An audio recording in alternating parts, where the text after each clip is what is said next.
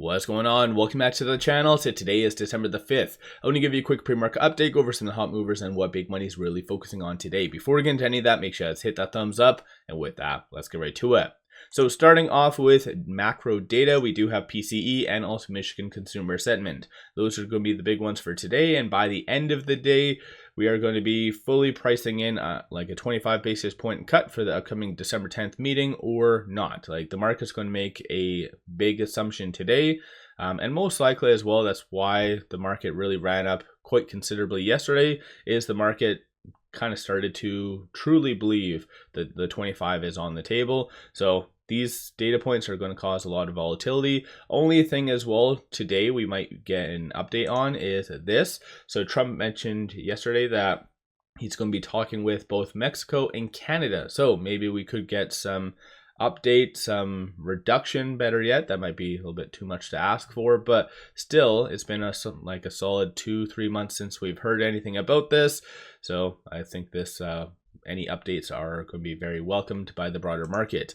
Currently, Dow is up 0.03, NASDAQ up 0.1, and then NASDAQ is up 0.17. So it's a kind of a quiet morning in all honesty. So it is going to most likely come down to these data points. This is why some institutions are holding their breath.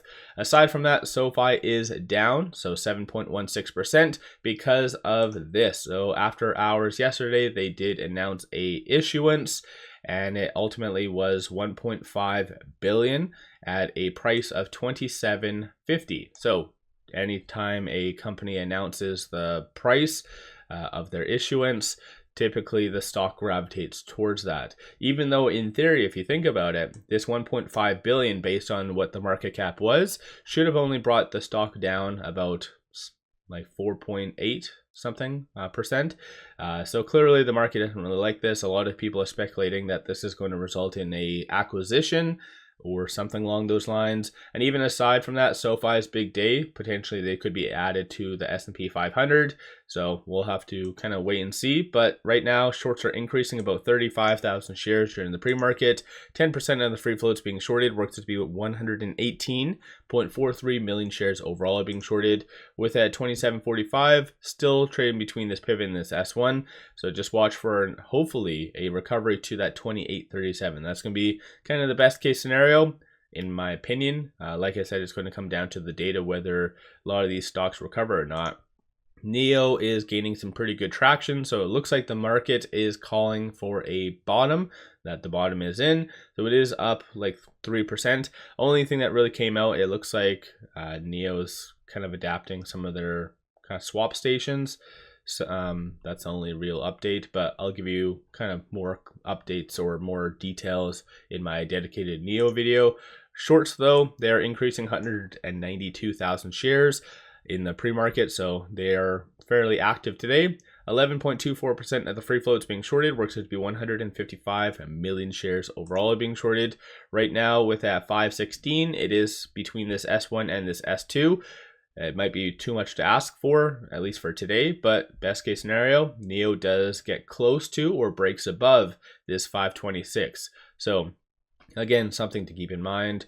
One thing as well, NIO did bounce off of this S2, so this 473. So that was as well a very strong support.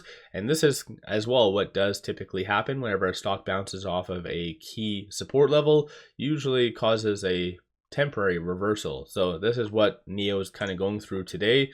Moving on, ticker is WHLR, so Wheeler Real Estate. It is up 90% this morning because of this. So it looks like they did convert some of their actual, I guess, preferred stock. Both series, was it B and D, if I'm reading this right. And so ultimately, just because of that very, very minor conversion, the stock is rallying like crazy. So in general, this is the kind of more of an experienced day trader stock. So you can make a lot of money by getting in and out and doing what you need to do with this stock. But this stock has a huge amount of convertible debt. So there's a hell of a lot of dilution happening behind the scenes, even though technically they did close this out. But yeah, in general, I think this is not the greatest, not for the average investor. And as I've indicated in the past, whenever you see a stock down 99%, pop over to dilutiontracker.com, plug in the ticker, and it'll show you all the convertible products. So I've already done that with this stock in the past. But yeah, so just kind of do your own due diligence, watch out. Shorts, it looks like they're not really doing anything during the pre-market right now. 8.45% of the free float is being shorted, works out to be 107,000 shares overall being shorted. Right now with that 792, it is above all the key fib levels. So this one, again, you can make some very good money on by day trading it, but be very cautious. Once the dilution machine stops, things go down. So just be aware of that. Moving on, Netflix. So they are down about 4.5% because of this right here. So Netflix and Warner Brothers Discover strike, roughly about $82.7 billion deal. So huge stuff. This is a crazy thing for a Friday. Flip side, if you are going to be trading Warner Brothers, don't pay more than $27.75 per share on a side note. But this is why Netflix is going down. Shorts are increasing about 10,000 shares, nothing too crazy, but 3.56% of the free float is being shorted, works out to be 149 million shares overall being shorted. So I don't anticipate, obviously, shorts to affect Netflix that much. But aside from that, with that 98.96, it is trading between this S2 and this S3. So for those of you that want a value or something, just watch for that 95.80 to hold. Most likely it'll bounce off of that some point today and really start to move higher. Flip side, 100 and change is going to be the next round target / resistance. Then last but not least, ticker is LGHL. So Lion Group, it is up 13.93%. No news, no SEC filings, but they do have a lot of convertible products. So I've started to see that a lot of similar stocks, such as Wheeler and this one, have the same lenders and they hold the same kind of notes, preferred stock. And so I think in general, these companies decide to dilute on the exact same day. This is why a lot of the kind of trending stocks during the pre-market are all ones that have a lot of convertible products. So in general, this one as well has no real news or anything to justify today's green day, so it is dilution. So you can still make some good money, as I mentioned, but be very cautious because dilution machine, once they turn it off, that's it. But 0.17% of the free float is being shorted, works to be 4,000 shares. So this one, clearly shorts aren't going to be doing that big of a deal. And because of the recent price action, as well as reverse stock splits, they did one November the 26th, March the 26th as well. That is skewing all the kind of fib levels. So right now with that 511, it is trading between this pivot and this S1. So 475, just watch for that to hold.